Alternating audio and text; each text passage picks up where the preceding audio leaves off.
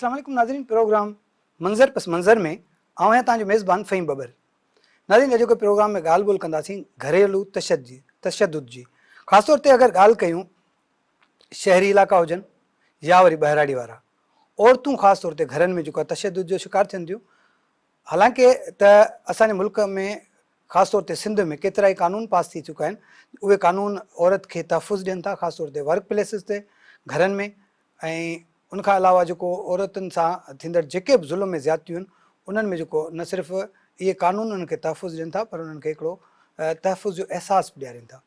पर बदकिस्मती सां इन्हनि कानूननि ते अमल दरामद जो थिए थो, उहो बिल्कुलु न हुजण जे बराबरि हुजे थो। ॻाल्हि कंदासीं त असांजनि ॿाहिराड़ियुनि में ऐं शहरनि में जेको तशद्दुद जो शिकार औरतूं थियनि थियूं, उन कहिड़े क़िस्म जा तशद्दुद थियनि था, उन्हनि जा कारण कहिड़ा हुजनि था। ऐं ख़ासि तौर ते हीअ जेके कानून पास थिया आहिनि, हीअ जेके कानून गवर्नमेंट तरफ़ां जेके पास कया विया आहिनि, उहे उन औरत खे, उन मज़लूम औरत खे केतिरो सपोर्ट कनि था। इंसाफ़ मिले थो या नथो मिले। जे अगरि कंहिंखे इंसाफ़ जी ज़रूरत आहे त उहो कहिड़े दर ते वेंदो ऐं उनखे इंसाफ़ जी हासिलात लाइ किथे किथे जेको आहे वञी दरवाज़ो खटकाइणो पवंदो ऐं इंसाफ़ हासिलु करिणो पवंदो। सॼी सूरत हाल ते ॻाल्हि ॿोल कंदासीं। असांखे जॉइन कयो आहे रशीदा सांद साहिबा, समाजी अॻुवान आहिनि। उन सां गॾु रुबीना महबूब साहिबा असां सां गॾु आहिनि, जेके DWG जो जेको डिस्ट्रिक्ट वुमेन ग्रुप आहे उमरकोट जो, उन्हनि जी मेंबर आहिनि। तव्हां ॿिन्हिनि जी वॾी वॾी महिरबानी। तव्हां असां पंहिंजी क़ीमती वक़्तु मां जेको आहे असांखे टाइम ॾिनो आहे। ख़ासि तौर ते तमामु घणो अहम इशू आहे। तव्हां कीअं पिया ॾिसो अमां त जेको हीउ असां जहिड़ी सूरत हाल में गुज़रूं पिया, मुख़्तलिफ़ वक़्तनि में 2010 खां वठी सिंध गवर्नमेंट पारां केतिरा ई कानून पास थियल आहिनि, ख़ासि तौर ते औरतुनि खे तहफ़ुज़ ॾियण जे लाइ। घरनि में औरतूं जेके तशद्दुद जो शिकार थियनि थियूं, उन्हनि जे लाइ कानून पास थियल आहिनि। जेके जिन औरतुनि खे ऑफ़िसनि में या ॿाहिरि जेको आहे घरनि खां ॿाहिरि तशद्दुद या हिरास कयो वञे थो, उन्हनि जे लाइ बि कानून ठहियल आहे। पहिरीं त इहो ॿुधायो त सबबु कहिड़ा आहिनि जो औरतूं मुसलसल, शहरी औरतूं हुजनि या वरी ॿाहिराड़ी जूं औरतूं हुजनि, उहे तशद्दुद जो शिकार थियनि थियूं। बिस्मिल्लाहिर्रहमानिर्रहीम।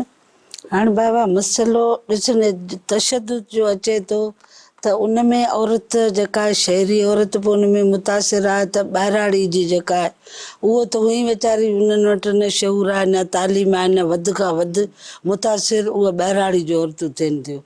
जंहिं हद ताईं उन उते रही करे उन कम्यूनिटियुनि में असां गॾिजी कमु कयो, उन औरतुनि जे लाइ कमु कयो, त उनखे कहिड़े नमूने सां इन तशद्दुद खां बचायो वञे, या अॻिते गवर्नमेंट जा कहिड़ा इदारा आहिनि जंहिं ताईं रसाई करे हुननि खे तहफ़ुज़ ॾिनो वञे।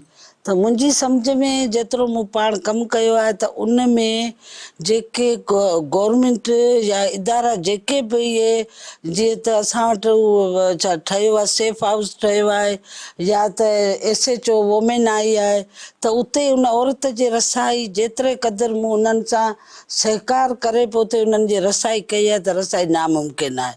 उन जा सबब इहे आहिनि त भई तशद्दुद थिए छाजे करे थो, अॼुकल्ह शराब, नशो सरेआम सभु शइ थी वई आहे, जंहिंमें हाणे महांगाई बि अची वई आहे, बेरोज़गारी बि अची वई आहे, माना सभु शयूं उन में अची वयूं आहिनि।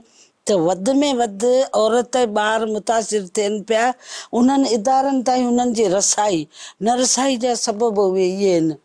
जीअं त हिकिड़ी औरत ते तशद्दुद थिए पियो, उते जेकॾहिं असां जहिड़ो को समाजी वर्कर या कारकुन उते बीह काल करे पियो त भई अचो फलाणी जॻह ते औरत सां ई ज़ुल्म थिए पियो, उते अचो, त उतां खां असांखे जेका मोट मिले थी उहो त बाबा हिन औरत खे वठी हिते अचो, उते वठी अचो, उनजो मसइलो ॿुधूं छा आहे। उन खां पोइ अड़े बाबा उहो घर में कंहिंखे अचणु कोन्हे, मार कुट पहिरियों त असीं उते कीअं था वञी सघूं।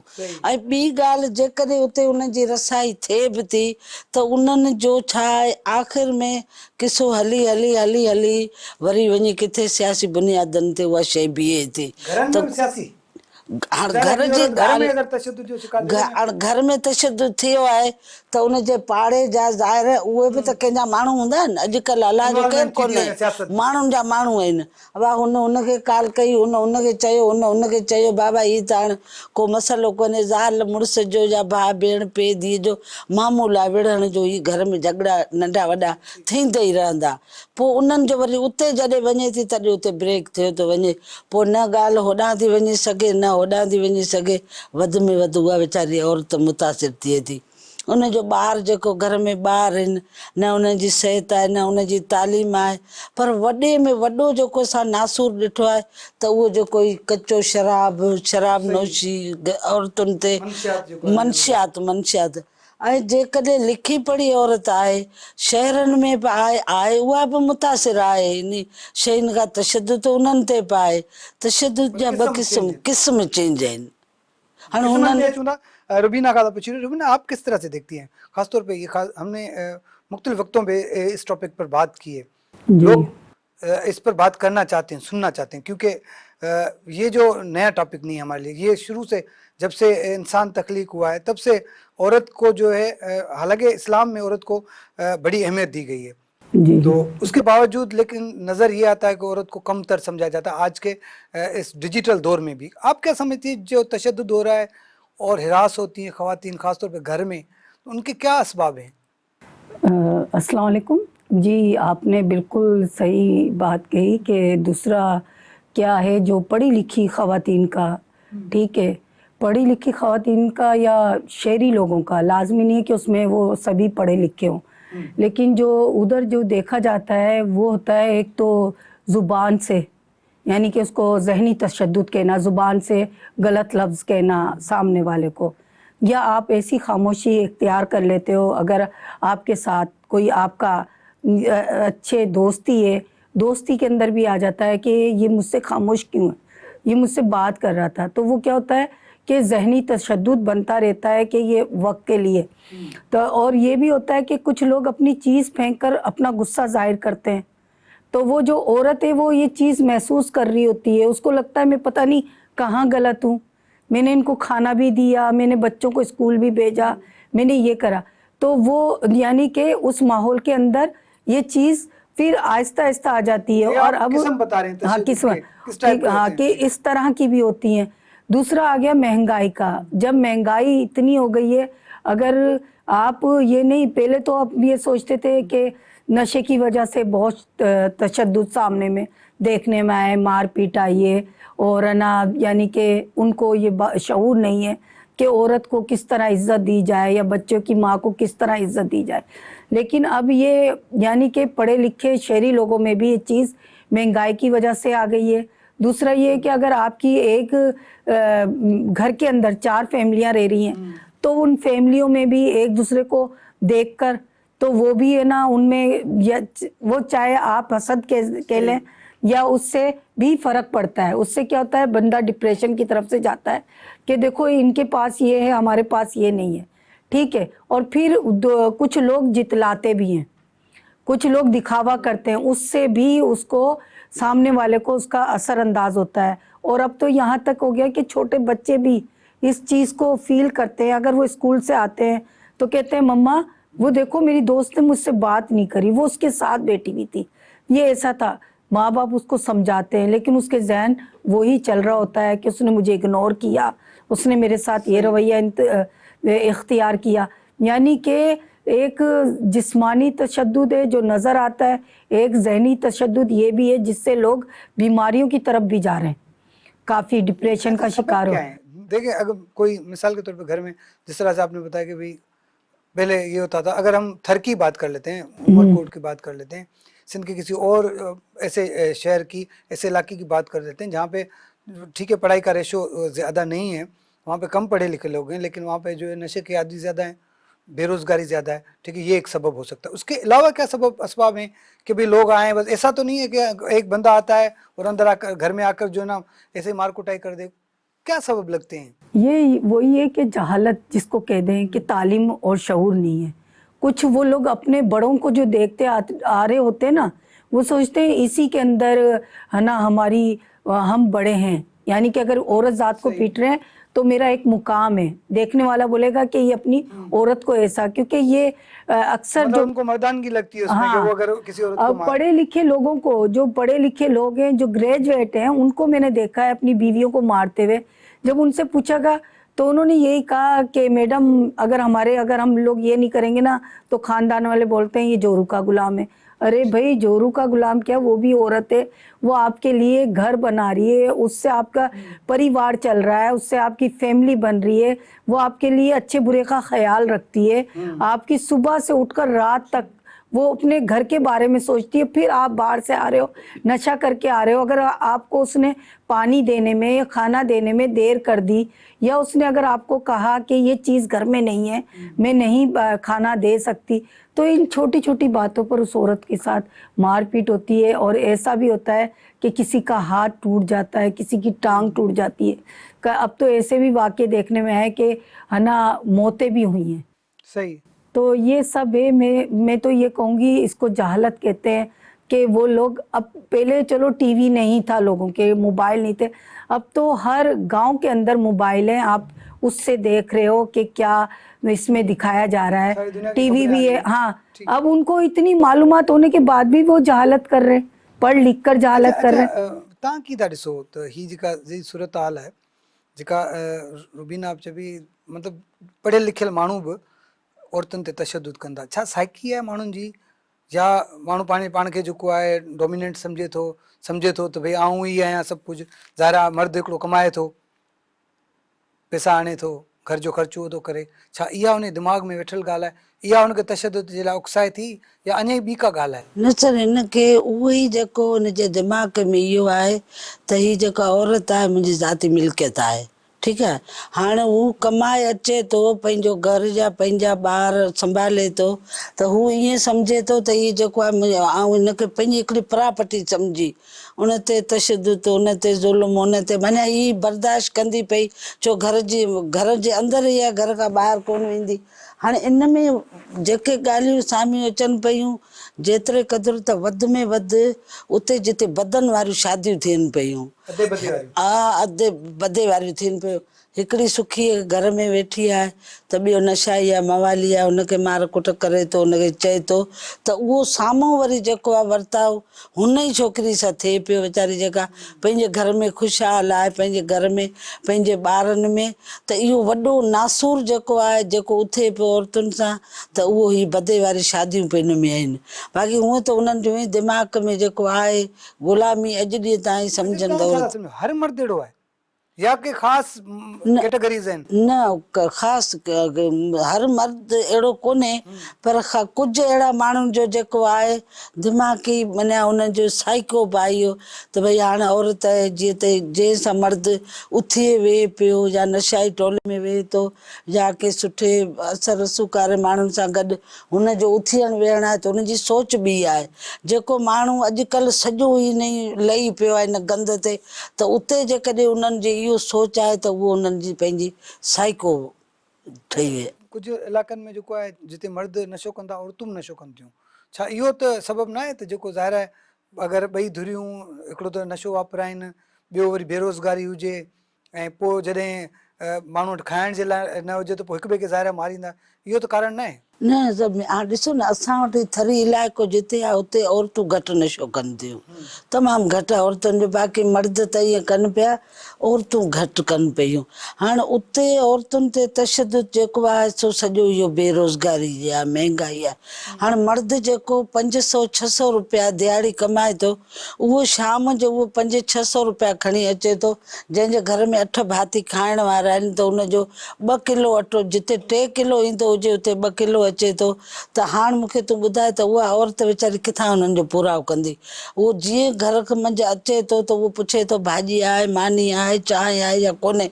जेकॾहिं हुनखे जवाबु मिले थो त पोइ यकदमि हुन औरत ते तशदुद, ऐं पोइ उहा औरत वीचारी बर्दाश्त जॾहिं नथो थिए तॾहिं पोइ को न को अहिड़ो क़दम खणे थी, जंहिंमें कहीं न ॿुधो हूंदो त भई उहा औरत फांसी करे ख़ुदकशियूं पियूं कनि, छा पियूं कनि, पर हालात तमामु संगीन थींदा पिया वञनि, जंहिंजा सबबु इहो हिकिड़ो महांगाई ऐं ॿियो इहो जेको आहे सो मंशियात। हा, मंशियात, महंगाई मेन कारण सम्झो था, जी जी जी, जंहिंमें औरत उनजो वधि में वधि शिकार औरत आहे।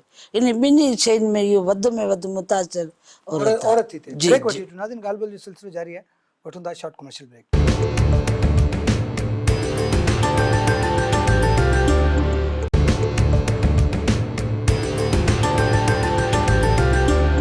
वेलकम बैक नाज़रीन, प्रोग्राम मंज़र पस मंज़र में ॻाल्हि ॿोल कयूं था त ही जेका औरत आहे, औरत ते जेको तशद्दुद थिए थो उन कारण जेका ब्रेक खां पहिरीं रशीदा ऐं रुबीना सां जेका ॻाल्हि ॿोल थी पई असांजी, त उन में इहा कारण साम्हूं ते ख़ासि तौर ते जेका ॿाहिराड़ी वारा इलाइक़ा आहिनि या वरी पोइ शहर जे ई हुजनि, पर उते वॾो में वॾो जेको अंसर आहे औरत ते तशद्दुद जो, मर्द जो बेरोज़गार हुजणु ऐं जेको बेरोज़गारी वरी उन खां पोइ नशे जो बि हिकिड़ो सबबु थी सघे थो, छो जो जॾहिं माण्हू नशो वापराईंदा आहिनि त उन्हनि जी का ज़हनी साख़्त आहे, ज़हनी जी सलाहियत आहे, उहा घटि थी वेंदी आहे। नतीजे में पंहिंजी जेका फ्रस्ट्रेशन है वो औरत ते अची माण्हू कढंदा आहिनि। त हिन रुबीना, हम जिस तरह ब्रेक से पहले बात करे थे, बड़ा ज़ाहिर मैडम ने कहा कि संगीन मामला होता जा रहा है, हम अपने खित्ते में देखें तो हमने तो शहरों में, बड़े बड़े शहरों में भी ऑब्ज़र्व किया है कि वो ख़वातीन भी तशद्दुद का शिकार होती हैं जो खुद जॉब करती हैं, वो औरतें भी जो सारा दिन मर्दों की तरह ऑफिस में काम करती हैं, लेकिन शाम को जब अपने घर आती हैं तो उनके भी अपने हस्बैंड के साथ क्लेश रहते हैं और हस्बैंड नाराज़ रहते हैं। तो ये एक मतभेद है कि भाई औरत और उसको जो मर्द को कमतर समझा जाता है औरत को। लेकिन सर वो ये बात है कि मर्द को ये लगता है कि वो मुझे टाइम नहीं दे रही, ठीक है। कुछ कारण ये भी होता है कि आप मेरे लिए टाइम, अगर हर मर्द अगर वो सोचे अपने नज़रिए से, अगर ये देखा जाए कि मेरे साथ उठी है और किस तरीके से इसने अपने बच्चों को स्कूल भेजा है, मुझे ऑफिस भेजा है, ये खुद भी जॉब के लिए जा रही है, ठीक है, वो भी जॉब कर कर आ रही है और आप भी जॉब कर कर आ रहे हो, लेकिन आप कह रहे हो कि मैं थक कर आया हूँ। आप उससे भी तो पूछो कि वो भी तो आपका बाजू बनकर आपकी मदद और हेल्प कर रही है। फिर मर्द आगे से वो जब औरत ये सवाल उससे करती है तो वही कहता है मैंने आपसे पैसे लिए, मैंने आपसे आपकी तनख्वाह का पूछा, ये सवाल भी होते हैं। तो फिर यानी कि वो मर्द ये क्यों नहीं सोचता, अगर वो आपसे आपको नहीं दे रही, आप ये देखें स्कूल की फीस कौन दे रहा है, माशरे में जो भी काम हो रहे हैं, जो रिश्तेदारों में, ख़ानदान में, उनको वो देख रही है। आपको कपड़े की टेंशन नहीं है कि कपड़ा बच्चों का कहाँ से आया, कब लाया गया, कब पहनाया गया, तो ये आपको औरत की बदौलत आपको सहारा लग रहा है, ठीक है। मर्द ये चीज़ नहीं सोचता, मर्द पढ़ा लिखा आदमी ये कहता है कि मुझे आप टाइम नहीं देती। तो इस बात को बढ़ते बढ़ते फिर उनमें तू मैं शुरू होती है और वो बात कई जगह तो मारपीट की भी शक्ल इख्तियार कर लेती है। यही हालांकि वजह है ना, देखें वो जब दो अगर मर्द और औरत, अगर एक हस्बैंड वाइफ जॉब करते हैं, जिस तरह से आपने कहा कि ज़ाहिर साथ आते हैं, लेकिन काम सारा घर का जो है उसको औरत को ही करना पड़ता है, मर्द को नहीं करना। मर्द टीवी आके देखेगा, बस मोबाइल खोल के बैठेगा, हाँ, उसके हुक्म ही होंगे। ठीक, मतलब अगर इस तरह से है तो फिर दोनों को मिलजुल के काम करना चाहिए। ये सारी चीज़ें तव्हां छा था सम्झो, असां अगर रिश्तनि जी ॻाल्हि कयूं, कहिड़ो रिश्तो आहे जेको वधीक मुतासिर थिए थो, हिकिड़ी ज़ाल, भेण, माउ, या वरी घर जी ॿी का औरत आहे जेका वधीक तशद्दुद जो शिकार थिए थी? सर हाणे इन्हनि में त औरत जेका घर हाणे उते धीउ बि जेको आहे हिन दौर में ॾिठो वञे त जेकॾहिं भाउ आहे या पीउ आहे त उते जॾहिं धीउ आहे इन कमकार जे हवाले सां आहे त उन में जेकॾहिं घर जी उहा फैमिली मेंबर आहे, मानी न पकल आहे या कमु न आहे त पोइ धीउ पोइ उन ज़िमरे में अचे पई। पहिरीं त रुॻो ज़ाल हूंदी, पर हाणे मर्द ज़हनी तौरु जेको औरत माने औरत जो नाले खे ग़ुलामी सम्झी वेठा आहिनि, त हुन में का बि औरत जेके चइजे त उहा महफ़ूज़ कोन्हे, गैर महफ़ूज़ आहे। हुन में ॿार जेके अॼु नंढा जेके ॿार आहिनि उहे बि हाणे हिन में तशद्दुद में जेके आहिनि सो हुन में बि उहे बि उन्हनि ज़िम्मेवार आहिनि। हाँ, नंढड़ा ॿार बि जेका माण्हुनि जी खे, हाणे हीअ जेका ॻाल्हि पाण कयूं पिया न, हिन में हिकिड़ी मिसाल, मर्द आहे घर में, चए थो ज़ाल ते त ठीकु आहे उन रो भले थो। अॼुकल्ह जेका तव्हां ॻाल्हि ॿुधाई, त अगरि का न्याणी आहे, धीउ आहे, उन अगरि देरि सां मानी पचाए छॾी, ज़ाहिर घर में गॾु कमु, उहा बि उन अताब जो शिकार थी वञे। आहे तो वध खां वधि भला औरत ज़ाल जी सूरत में शिकार आहे या न, हर रिश्ते में? न ज़ाल जे रूप में, मर्द ज़ाल जे रूप में। ऐं इन शयूं आहिनि पर उहे एतिरियूं कोन्हे जेतिरो ज़ाल शिकार आहे मर्द जी, माने त उनखे टाइम ते चांहि हुजे, मानी हुजे। पर अॼुकल्ह ई जेको माण्हुनि सफ़ा हिकिड़ो जीअं मोबाइल ई आया आहिनि, वधि में वधि त जिते हिकिड़ी हीअ ज़रूरत जी शइ आहे हिनखे सही इस्तेमालु कजे थो त हीअ 100% सही आहे। जेकॾहिं असां वटि इहो हिनखे माना ग़लति तरीक़े सां इस्तेमालु कजे थो त हीअ बि हिकिड़ो औरतुनि जे लाइ तशद्दुद जो वॾो सबबु आहे। मोबाइल त अॼुकल्ह ज़ाहिर ज़रूरत आहे सॼी दुनिया में। मोबाइल खे पॉज़िटिव इस्तेमालु बि करे सघिजे थो, माना मोबाइल कहिड़े तरीक़े सां तव्हां थोरो सम्झायो असांजे नाज़रीन खे त कहिड़े तरीक़े सां सर मोबाइल ज़रूरत जी शइ आहे त जेकॾहिं औरत का जॉब करे थी या उनजो को माना को बिज़नेस पंहिंजो आहे त उहा उन नमूने सां जेको आहे सा उहो इनखे इस्तेमालु करे सघे थी। लिखी पढ़ी औरत इनखे सही तरीक़े सां इस्तेमालु कंदी। बाक़ी असां वटि जेको आहे मिसयूज़ जेको आहे मिसयूज़ जाम थो थिए। ऐं उन खां पोइ हिकिड़ो जंहिं वटि तालीम न आहे अनपढ़ औरत आहे उन वटि मोबाइल आहे उन वटि रॉन्ग कॉल बि अची सघे थी, हितां खां ॿिए नंबर ते वञी सघे थी। पोइ इहो जेको हींअर वॾो सबबु जेको आहे न वो हीप जेको आहे तशद्दुद जो ही कारण वॾो हीप थी वियो आहे। ठीक है रुबीना, ये बताइएगा, देखें ज़ाहिर कानून की हमने बात की स्टार्टिंग में कि जो कानून है, ख़ासतौर पे हम सिंध असेंबली की बात करें तो सिंध असेंबली वैसे ही बड़ी चैंपियन है, कानून तो इतने पास कर देते हैं। वैसे ही दादा हमने ये नेशनल असेंबली में भी देखा कि एक ही दिन में झटके से इतने सारे कानून पास हो गए, लेकिन उसके ऊपर कोई इम्प्लीमेंट नहीं होती। हम अगर बात करें कि भाई तशद्दुद की हो जाता है किसी खातून के ऊपर, तो इदारे कौन से जानते हैं आप, कौन से इदारे हैं? खासतौर पे मैं अगर डिस्ट्रिक्ट उमरकोट की बात कर लूँ, वहाँ ऐसे कौन से इदारे हैं कि जहाँ पर वो खातून जाए और उसको रिलीफ मिले, उसको इंसाफ मिले, उसको तहफ़्फ़ुज़ मिल जाए, ऐसे कौन से इदारे हैं? सर इदारों के तो मैं नाम नहीं लेना चाह रही, लेकिन इदारे हैं और इदारे काम भी करना चाहते हैं, क्योंकि उन्होंने हमें भी मौका दिया कि आप फला जगह जाए और ये इस तरीके से इस लड़की के साथ तशद्दुद हुआ है या इसको फांसी से मारा गया है। ये 2-3 वाक़ये मेरे आँखों के सामने हुए हैं।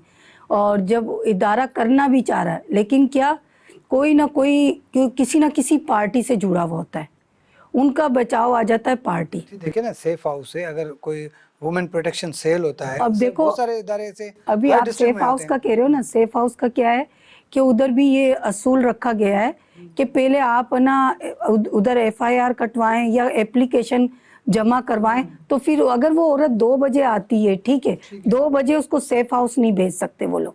अब रात के वक्त कौन सी अदालत लगेगी, कौन सी दरख्वास्त दी जाएगी, कौन वहाँ बैठा है, तो उस औरत को जब भी तहफ़्फ़ुज़ नहीं है सेफ हाउस में, पूरी लिख पढ़ होगी तो वो औरत उस सेफ हाउस जाएगी, नहीं तो उसका कोई वो नहीं है।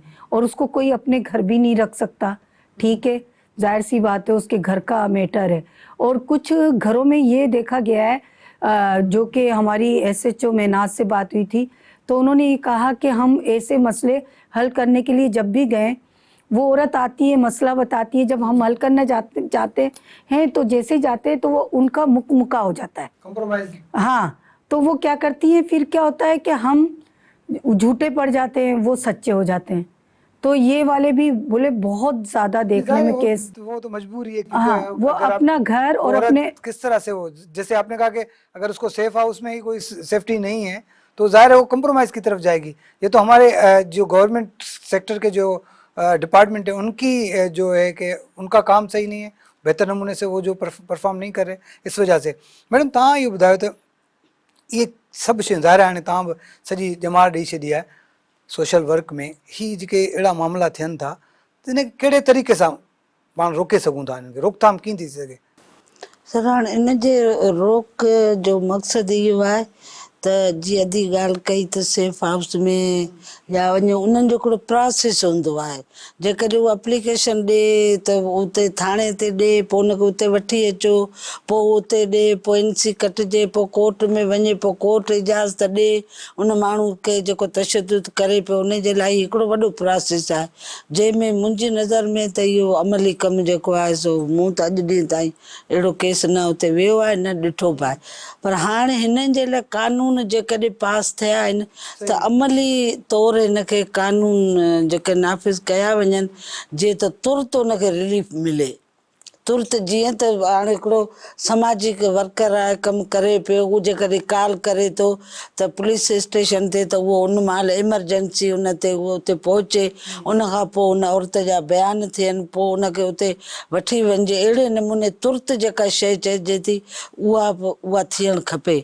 ॿी ॻाल्हि इहो त जेकॾहिं इदारा आहिनि त उहो हिकिड़ो इदारो औरतुनि जे लाइ तहफ़्फ़ुज़ जे लाइ अहिड़ो हुजे जेको इहो सियासी हिसाब किताब खां सफ़ा नुटल हुजे। सफ़ा न्यूट्रल हुजे जीअं त उनजो उन सां काॾे थी लेती न हुजे बसि बाबा हाणे हिते असां वञूं त SHO साहिबु हुजे या त बाबा बीहो हाणे ॻोठ जे धणी खां फ़ोन करियूं हाणे उहो छा थो चए जेकॾहिं ॻोठ जो धणी अहिड़ा फ़ैसिला सुठा को हक़ सच जी ॻाल्हि कंदो हुजे त असांखे नौबत न पहुचे हा त हिते अचूं हा त माना इहो शयूं उन खां थोरो हटी करे अलॻि विचित्र रस्तो हुजे जेको जीअं त जेकॾहिं कानून इहे आहिनि कानून ठहियो पियो उन ते जेकॾहिं थिए अमल दरामद थिए ऐं उहो पंहिंजो अमली तौरु कमु कनि त ही मसइला घटिजी सघनि था। हिते कानून ठीकु आहे, मूंखे ख़बर आहे कानून जी, तव्हांखे ख़बर आहे, रुबीना खे ख़बर आहे, काफ़ी अहिड़ा सारा माण्हू आहिनि जिन खे हिननि कानूननि जे बारे में ख़बर न आहे। छा था सम्झो ॻोठ जी औरत जेका आहे उनखे ॼाण कीअं थी मिली सघे हिननि जे उन लाइ इदारा जीअं CSSP हिकिड़ो ॾाढो सुठो समाजी इदारो आहे जेको सॼे सिंध में कमु करे थो न, उहो माण्हुनि खे ऐं ख़ासि तौर ते औरतुनि खे उहो ॼाण बि ॾियनि था मुख़्तलिफ़ वक़्तनि में, पोइ मीडिया जे थ्रू ऐं रेडियो जे थ्रू मुख़्तलिफ़ पनफ्लेक्ट माण्हुनि सां उन्हनि जूं जेके हूंदियूं आहिनि मीटिंग्स हूंदियूं आहिनि उन्हनि सां सेमिनार करणु। तव्हां छा था सम्झो घर जी जेका औरत आहे उनखे घर वेठे असां ॼाण कीअं था ॾेई सघूं इन हवाले सां? सर हाणे ॾिसो न हींअर रेडियो आहे मोबाइल आहे पर हर शइ आहे TV आहे उहा घर में जो उहा औरत जेका बि इहे प्रोग्राम हलनि था औरतुनि जे हवाले सां उहे उन्हनि ताईं उन्हनि जी रसाई थिए थी त उहा औरत उन मंझां बि उनखे मालूम आहे। पर रही ॻाल्हि इहो त जॾहिं उहा औरत खे माना उहा फैसिलिटी हुजे त ॿाहिरि निकिरण जी न उहा कोन्हे को फैसिलिटी ॿाहिरि उन्हनि जो उन ताईं रसाई कोन्हे। ठीक है। अच्छा आप बताएं, जो सवाल मैंने इनसे किया कि एक तो हम रोक किससे सकते हैं, रोकने के लिए अब आपके पास क्या तजवीज़ है, मुमकिन है ये रोकना? जी सर, अभी मुख्तलिफ यानी कि ट्रेनिंग भी दी जा रही है इसके ऊपर, और जो सिविल सोसाइटी वाले इदारे, हाँ हाँ सपोर्ट प्रोग्राम, तो उन्होंने काफ़ी ट्रेनिंग कराई है। उससे क्या हुआ है कि हर विलेज की औरतें होती हैं तो उनको बताया जाता है। अब उन औरतों ने क्या काम किया है कि वो जब ये कढ़ाई करने बैठती हैं या खेतों में होती हैं तो एक टोला सा बन जाता है इनका, फिर उसके अंदर ग्रुप बनाकर ये वो अपना मैसेज वहां तक पहुंचाती है। अब जो बहुत अच्छा काम है, क्योंकि हाँ अगर जो औरतें वहाँ डरती थी, एक किसी खातून को पता चलता है वो किसी दूसरे गांव से आई होगी, तो अब इन CSSP की तरफ से यानी कि मैंने उधर ये काम बहुत देखा है। जो औरतें बुझी बुझी आती थी, सिमटी हुई आती थी, अब वो एक नीडर तरीके से आती हैं। अब उनसे मैसेज 8 को गया, 8 वो जाकर दूसरी जगह पहुंचा रही है। अब मैंने जो देखा है अब उनमें ये शऊर आना शुरू हो चुका है, और उन्हें बैठने उठने का, जब वो इन ट्रेनिंगों में आई हैं तो उन्हें ये भी पता चला है कि हमें किस तरह बैठना है, किस तरह अपने आप को सामने पे जाहिर करना है कि हम भी एक माशरे में अच्छे और इज्जतदार घराने से ताल्लुक़ रखते हैं। यानी कि जब हम उनको माहौल ही नहीं देंगे, जब उनको बताएंगे नहीं, तो उनको कैसे पता चलेगा। तो मेरा नज़रिया तो यही है कि आप जहाँ भी, अगर आपको लगता है हमारे करीब 8 गांव लगते हैं तो हम 8 गांव से 8 औरतों को लेकर ट्रेनिंग कराएं, और वो फिर उनको ये ताकीद की जाए कि आप अपने घर में, तो कुछ ट्रेनिंगें मैंने भी की, तो फिर हमारे घर में 4 ने की। फिर हम क्या करते थे, जब बैठते थे ना सब्जी काटने या TV के आगे, तो कोई ना कोई इशू पर हम बात करते थे। तो हमें काफ़ी ट्रेनिंगों से बहुत कुछ, हालांकि मैंने मास्टर किया हुआ, इतना कानून मुझे भी नहीं पता था। मुझे भी इस ट्रेनिंग में और इन इदारों से जुड़ने के बाद कानून की काफ़ी मालूमात हुई, जिसमें मैं पढ़ी लिखी हूँ। तो मुझे जब ये इल्म उधर से ही मिला, जब हमने ट्रेनिंगें की, तो अगर हम गांव के लोगों को ये ट्रेनिंग अगर देंगे तो कितना मैसेज कहाँ से कहाँ तक जाएगा, और कितनी औरतों को अपनी ये जुल्म सहने से उनको बचाव होगा, वो अपने लिए खुद आवाज़ बनाएंगी। और सबसे बढ़ के जब एक औरत आवाज़ बनाएगी तो 4 औरतें उसके पीछे आएंगी, जब और लोगों को भी फायदा होगा। फिर उससे मर्दों को क्या होगा कि अब इनमें शऊर आ गया है, अब ये बात समझने लग गए, तो वो मर्द ऑटोमेटिक अपने आप में तब्दीली लेकर आएगा। अच्छा, ये जेको जेका ॻाल्हि कई आख़िर में, तो भई जेके समाजी तंज़ीमूं आहिनि, ख़ासि तौर ते पाण CSSP जी ॻाल्हि पिया कयूं, उन्हनि जो बि मुख़्तलिफ़ नेटवर्क्स में कमु आहे, जेका ट्रेनिंग्स थियनि थियूं। हाणे अगरि उहा जेका ट्रेनिंग थिए थी त उन जो बि जेको रुबीना ॿुधाए त तमामु घणो फ़ाइदो आहे। मायूं गॾु वञनि थियूं कपिड़ा धोइण जे लाइ, गॾु वञनि थियूं बाज़ारि, गॾु वञनि थियूं पुठियूं चूंडण, गॾु वञनि थियूं, उन्हनि जूं गैदरिंग्स थियनि थियूं, उते ई डिस्कस थिए थो। छा था सम्झो इहा जेका प्रैक्टिस आहे इहा वधीक फ़ाइदो ॾींदी न? बिल्कुलु इहो फ़ाइदो ॾींदी, छो इन में हम ख़्याल मां औरतूं हूंदियूं आहिनि, उन्हनि जी रहणी सहणी, उन जा ख़्यालात, उनजी उथणी वेहणी हिकु जहिड़ी हूंदी आहे, त उहो पंहिंजी उन जी ॻाल्हि खे वधीक तरजीह ॾींदियूं आहिनि, वधीक सम्झंदियूं आहिनि। इहो बि जेको आहे सो अदी जी ॻाल्हि कई आहे, त इहो बि तमामु हिकिड़ो सुठो अमल आहे। ऐं जेकॾहिं इनखे बि अॻिते वधायो वञे त इहो औरतुनि जे लाइ वधीक फ़ाइदेमंद साबित मतलब अहिड़े थींदो। क़िस्म जा प्रोग्राम हुजणु जेके खपनि, सेशन आहिनि हुजणु इहे थियणु खपनि, घुरिजनि, जी जी, जंहिंसां माना वधीक फ़ाइदो थींदो। वधीक फ़ाइदो थींदो। ठीकु आहे, महिरबानी तव्हांजी, आपका बहुत बहुत शुक्रिया। नाज़रीन, तव्हां ॻाल्हि ॿोल ॿुधी त ख़ासि तौर ते हीअ जेके औरतूं घरनि में तशदुद जो शिकार थियनि थियूं उन्हनि जा कानून त मौजूदु आहिनि, जेका असां शुरूआति में ई ॻाल्हि कई हुई, पर उन्हनि ते अमल दरामद थियणु जेको तमामु घणो मसइलो आहे सिंध में, छो जो असां वटि इम्प्लीमेंटेशन जेका आहे तमामु घटि थींदी आहे, नतीजे में उन्हनि कानूननि ते अमल न थींदो आहे ऐं माण्हू मुतासिर थींदा रहंदा आहिनि। हीअ जेको कानून आहे इहो औरत खे घर में हुजे, वर्क प्लेसिस ते हुजे, किथे बि हुजे, हीअ कानून उनखे सपोर्ट कनि था, उनखे तहफ़ुज़ ॾींदा। पर उन जे बावजूदि बि अॼोके हिन डिजिटल दौर में उहा औरत कराची जी हुजे, उहा औरत इस्लामाबाद जी हुजे, उहा औरत उमरकोट जी हुजे, सांगड़ जी हुजे या मीरपुर ख़ास जी हुजे, त उहे औरतूं अॼु बि जेको आहे घरनि में तशदुद जो शिकार थियनि थियूं, ज़हनी मरीज़ाऊं थी वियूं आहिनि, उन्हनि जो जेका सार लहण वारो कोन्हे। हीअ कानून उन्हनि खे सपोर्ट करे थो।